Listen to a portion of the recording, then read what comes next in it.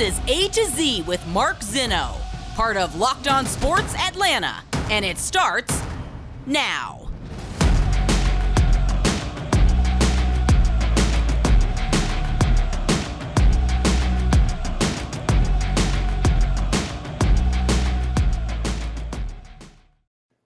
Good afternoon. Welcome to A to Z here on Locked On Sports Atlanta, where today I tell you there's always a plan. Welcome in. We are live here on this Thursday. Appreciate you guys choosing A to Z to start your sports day off right here in the A. Give me a follow on Twitter at Mark Zinno. Of course, you can follow our entire Locked On Sports Network at Locked On ATL. And make sure you subscribe to our YouTube channel. Give that thumbs up and that like to all the content that you see there. Don't forget, we are also on Roku TV. So if you have like a Fire Stick or wherever you get your Roku TV, Locked On Sports Atlanta, all right there. Check us out as well. We've got a lot to get to. Some notes about Georgia as they get set for South Carolina and a possible coaching departure. At least maybe in my head, I could see it happening. And of course, we have the Braves, an off day today as they finish up their series out west, go 4-4. They come back home and still in a good position for the NL East. Let's start today with the Atlanta Falcons. You know, I've heard this comment from several media members in the city here, including our own Jon Chuckery, who you can hear every single day right here on Locked On ATL at Hitting Hard. And I kind of disagree. And there is this overwhelming sentiment right now that Tyler Allgeier, who was inactive for Game 1, must be activated and must be on the roster and playing immediately. And while I don't necessarily disagree on the surface of that, I look at this and I begin to think, well, why does that have to be the case? I mean, I fully understand that Cordarrelle Patterson getting 22 carries a game is not sustainable for another 16 games. He's 31 years old. He's been often injured throughout his career. This is not a recipe for success for him. That said, there's a couple of things, there's a couple of steps in the process here along the way that must be taken before we just shove Tyler Allgeier into the lineup and the rotation. One, you got to make sure that the holes are there. Now, they were in week 1. Will they be there in week 2? I don't 100% know. I don't really know if we know what we're going to get from the Los Angeles Rams coming up on Sunday. They got spanked in their home opener where they rose their banner and everything else, and they did not look good. How much will they come back? How much will they have a Super Bowl hangover? How much will they look like the team that won the Super Bowl last year? All those questions up for grabs, we don't really know. What I do know is that if I am Arthur Smith, and you guys have heard me tell you how much I like Arthur Smith, though he did a great job this week in handling all the adversity and all the, pushback and whatnot. If I'm Arthur Smith, I am going with my best until I crack the W column, period. I'm not here right now for figuring out what the future has. And Arthur Smith has kind of told you this already, hasn't he? He's kind of told you we're not here to tank. He's kind of told you we're here to be competitive. He's kind of told you that, we're here to win games. And the idea that he's heard everything that everybody's written about him, the obituaries, the burying, the ranking 45th, and all the other stuff, should tell you a little bit more about where his mindset is right now as they go into this game against the Rams. I want to win. That's what the man is thinking. Before I worry about what my running back situation looks like for next year, I want to win. Before I worry about what my quarterback situation looks like for next year, I want to win. That's where Arthur Smith is right now. And I kind of wholly support it. I understand it. Now, there's a bigger picture to this thing. I'll tell you that in a minute. First, a word, from my friends at betonline.net, your number one online source for odds, lines, and games. It's the fastest and easiest way to check in on all your betting needs. Find your favorite sports and events right there at betonline.net. Like Thursday Night Football tonight, got plenty of action going on between the Chargers and the Chiefs. You can find reviews of that game and every league like the NFL, Major League Baseball, especially with the playoffs coming up, NBA, NHL, combat sports, esports, and even golf. which is a big live golf event coming up. BetOnline continues to be the top online resource for all your sports wagering information, from live in-game betting, scores, and podcasts. They've got you covered. In-game betting, guys, so much fun. You don't really have to know a ton about betting. Just watch the game and predict how you think it's going to unfold. Very, very easy. Head to BetOnline today or use your mobile device to learn more about the action that is happening today. BetOnline, where the game starts. The bigger picture for Arthur Smith is understanding what the next couple of years, and Terry Fontenot for that matter, what the next couple of seasons are going to look like. But here's the thing, guys, and this is why it's important to understand where they are. Let's take the path here of sticking with your starters, sticking with your ones, okay, and playing out the first 4 or 5 weeks as best you can, and let the results bear out what they are. If the results bear out that they end up 1-4 or 1-5 after 6 games, or let's go 1-6 into the bye, guess what? For all accounts, your season's over. Unless you're running the table and winning 10 more games to go 11-6, you're not making the playoffs. So that said, he has 10 games to, quote, figure out what he has for next year. If they're winning games and they're 4-3 after 7 games, guess what? You're not going to change anything because it's working. Because this roster and this team that nobody thought was going to be anything actually is something. So why would you make a change other than injury? Arthur Smith's got this right, folks. Like, you have to trust his judgment at this point. Tyler Allgeier isn't playing because Tyler Allgeier doesn't need to play right now because he's not as good as what the other guys on the roster are. And furthermore, they're going to go to the well with their best. Is Tyler Allgeier a good running back? Maybe. Is he going to be a long-term back in this league? I don't know. Is Cordarrelle Patterson better than him and a better option right now? Yes. He is. That's just it. I agree. It's not sustainable. I don't think he'll be able to carry the rock 20-plus times for the next 16 games. Guy's going to get hurt. It's going to happen. He's going to get banged up. He's going to get nicked up. When that happens, you bring Tyler Allgeier back onto the active roster. But until then, of the 48, and Arthur Smith broke this down, it's really 45 with 3 specialists, really 44 with a backup quarterback. Those guys, only see the field in specific situations or not at all. And then you got 22 starters. That leaves you 22 people. You can start breaking this down here very simply. You need at least 3 or 4 extra offensive linemen. Now we're down to 18. You need 2 or 3 extra wide receivers. Now we're down to 15. You're going to need 2 or 3 extra corners. Now we're down to 12 or 11. You got rotational defensive linemen and linebackers. Take off 4 or 5 more. Now we're down to 8. I mean, forget, and oh, by the way, you still have another 2 running backs there as well. And technically Felipe Franks, who is another quarterback, and an extra tight end. And oh, by the way, they carry like 4 tight ends on game day. So now you're down to 3 or 4 guys. And yes, special teams plays a part in that. Arthur Smith broke that down perfectly for you guys. So I get it. Everybody wants to see what Tyler Allgeier is. Slow it. Because you don't need to know right this minute. Run Patterson until he breaks. See what your record is at that point in time. And play it from there. I mean, if Tyler Allgeier is going to be a good running back, guess what? He'll be a good running back in week 10.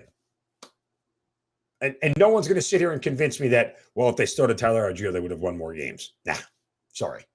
You can't get me to buy into that one. Not at all. All right, coming up next, the Georgia Bulldogs hit the road to South Carolina. A little bit of information on that game. And as well, could they see a change in their coaching staff in the future? We'll discuss that right next on A to Z on Locked On Sports Atlanta, free on YouTube and wherever you get your podcast. Search Locked On Sports Atlanta. Welcome back to A to Z here on Locked On Sports Atlanta, free on YouTube and wherever you get your podcast. Search Locked On Sports Atlanta. Subscribe to the YouTube channel as well. And remember, Amazon Fire, Roku TV, that's where you find our newest home for Locked On Sports Atlanta every single day. Appreciate you guys joining me here on A to Z. Give me a follow on Twitter at Mark Zinno. Coming up, we'll hand out shovels of wisdom as well. We got some Braves information to get to before They start the final home stretch, final 2 weeks of the regular season. Let's get to Georgia as they get set to take on South Carolina. They hit the road for the first time this year, travel to Williams-Brice Stadium in Columbia, which is supposed to be an unseasonably mild Columbia afternoon, only about 85 degrees. Typically that game is like sweltering, but nonetheless, Georgia heavy favorites in the game. It is what it is. I think they end up covering, but they're an extremely public bet this week, which nauseates the hell out of me, so I won't touch it with my own money. But if you put a gun to my head, I'll tell you Georgia would cover the 24.5. In fact, 3 of the last 4 meetings, Georgia scored at least 40 and hasn't given up more than 17. So it's trending that way, but Shane Beamer's got a team that comes at you for 60 minutes. So I actually also like the over. I think the number's a little bit depressed at 52, but beyond all that. Seth Emerson, who covers the Bulldogs for The Athletic, put his Georgia mailbag together.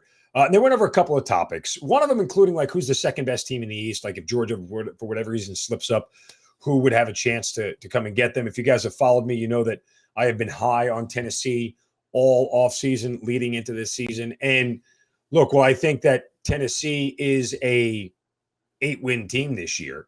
They have a rougher schedule to get to Georgia than Kentucky does. Here's the thing. They've already beaten Pittsburgh, okay? They get Florida at home in 2 weeks after they take on Akron this week. But then they got to go to LSU, and that could be a night game. Who knows? Very tough to play down there in Baton Rouge at night. And then they host Alabama. They get a break at UT Martin. They host Kentucky, and then they travel to Georgia on November 5th. So they're playing 3 more ranked teams between now and the time that they face Georgia in Sanford Stadium.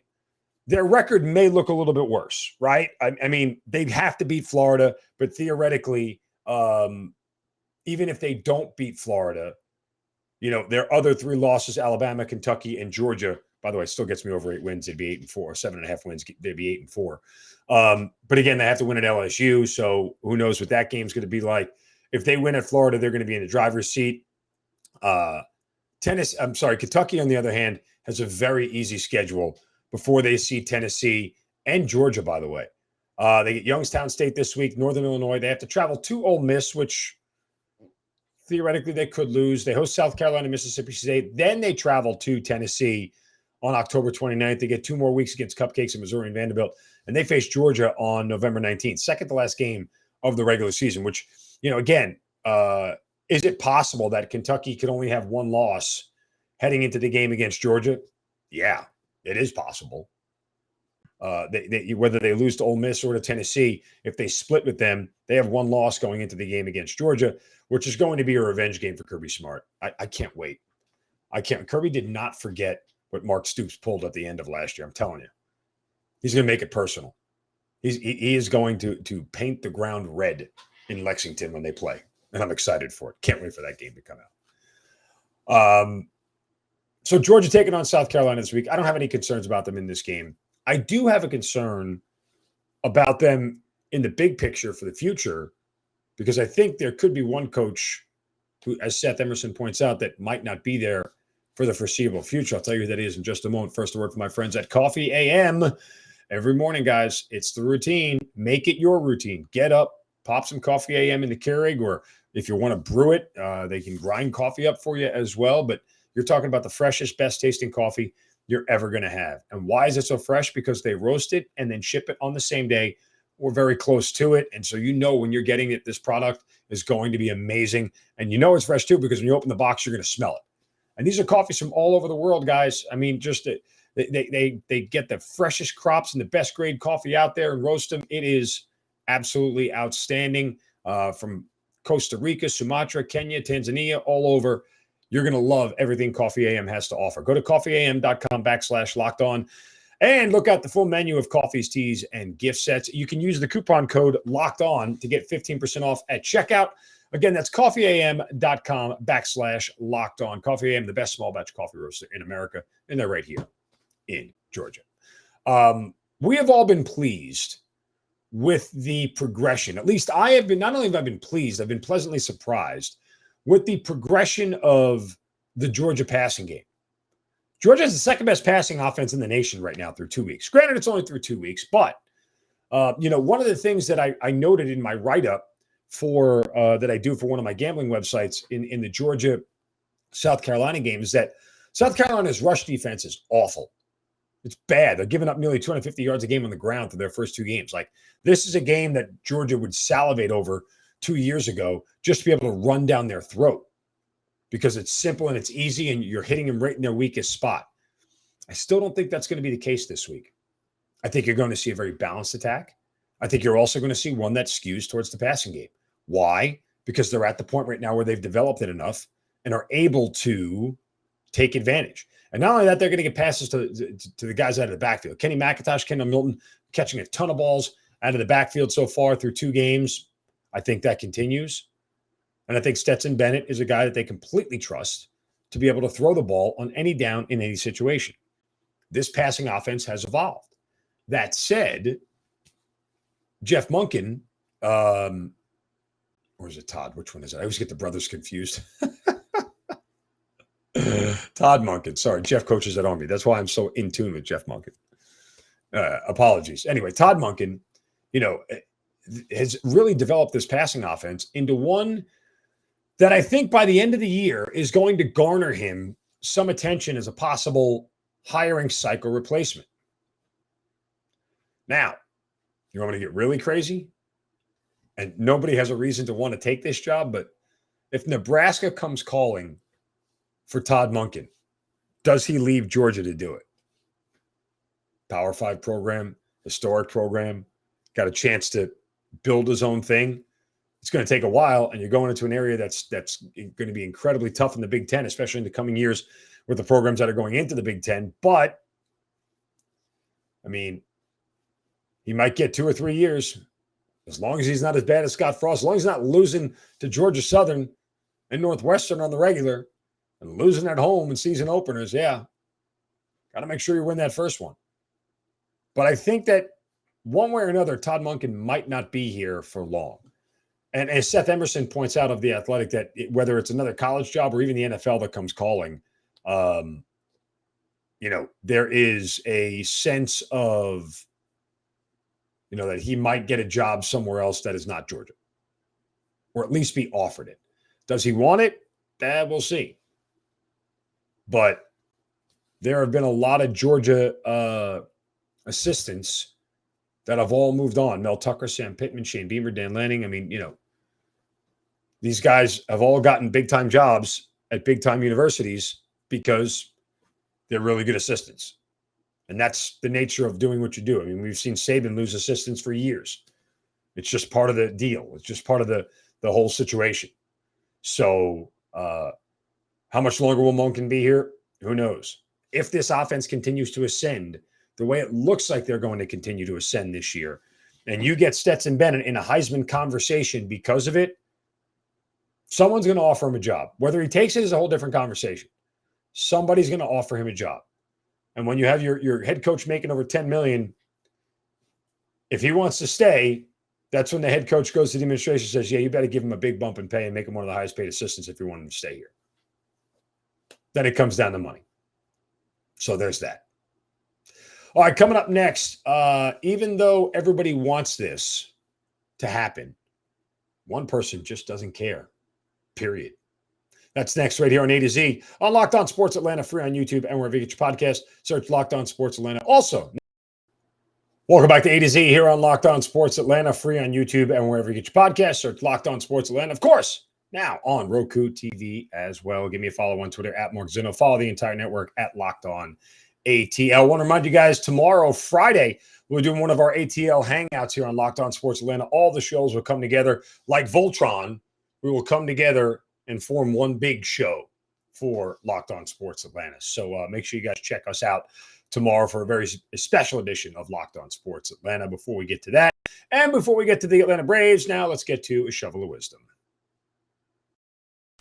Brace yourselves, because it's time for the shovel of wisdom.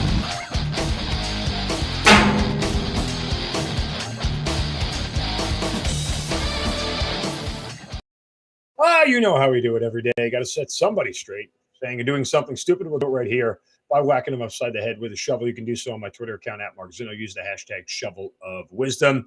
And today my shovel goes to Magnus Carlsen. You won't know who Magnus Carlsen is, but unless you are a chess aficionado.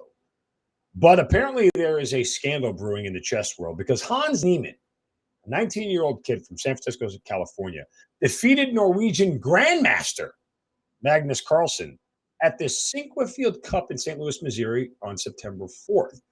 Now, the stunning news of this defeat here by at the hands of a 19-year-old Hans Niemann by of Magnus Carlsen reverberated throughout the chess world.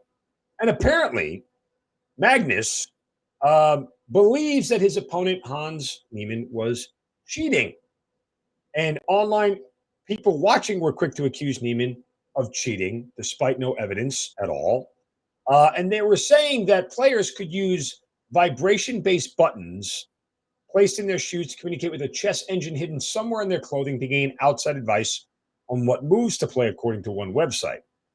The computer systems predict the game outcomes and provide the recommendations with how to win. Now, the vibrating shoes theory sparked the unfounded allegations that Niemann was tapping into a computer using a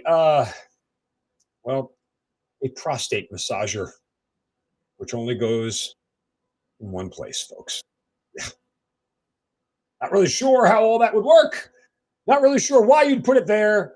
Not really sure if you're getting frisked at all during this event, like that you would need to hide something there. But the idea that somebody is putting something up there to cheat in a game of chess, beyond far-fetched.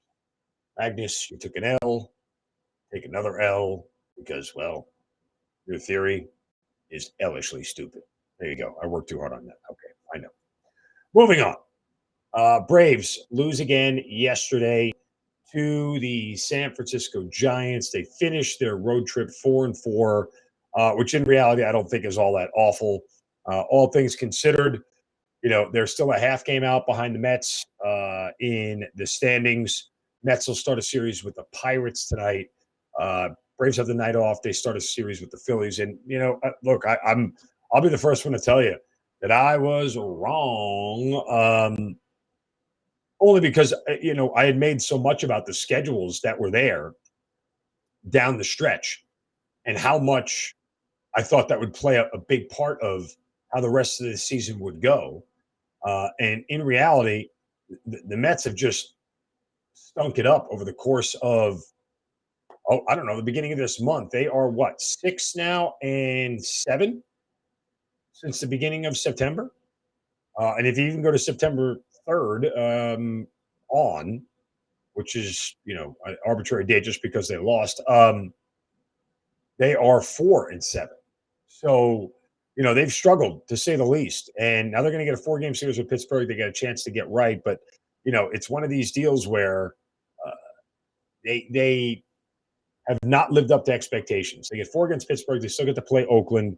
But they have to go to Milwaukee and then to Oakland before they come back home from Miami. And then, of course, the Braves series is coming up. And the same thing for the Braves. Now that they're back home, they get Philly, Washington before they see the Mets.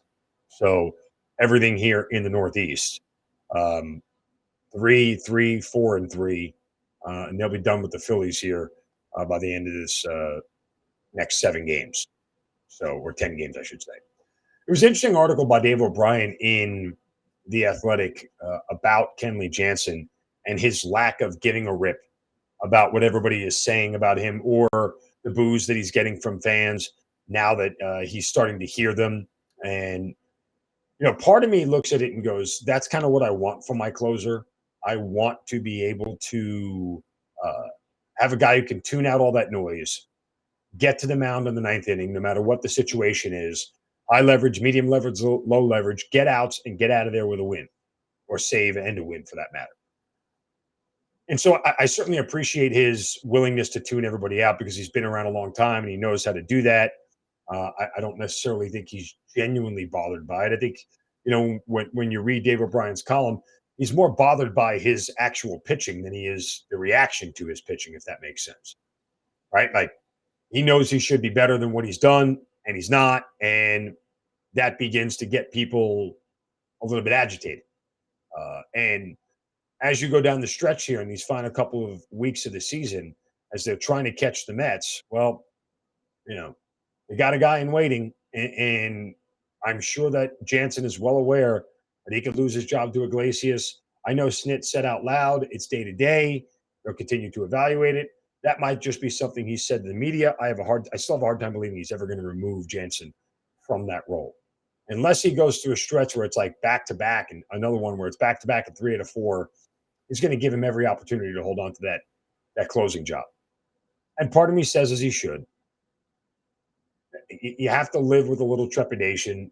It's part of the deal when it comes to picking a closer and sticking with them and everything else. I mean, none of this stuff is easy, and it's always easy to say that you've got a better answer and what to do. Well, not 100% sure that there is a better answer right now. Iglesias getting the ninth is the easy thing to do. If he gets struck or knocked around in his first attempt to close, then what do? You go back to Jansen?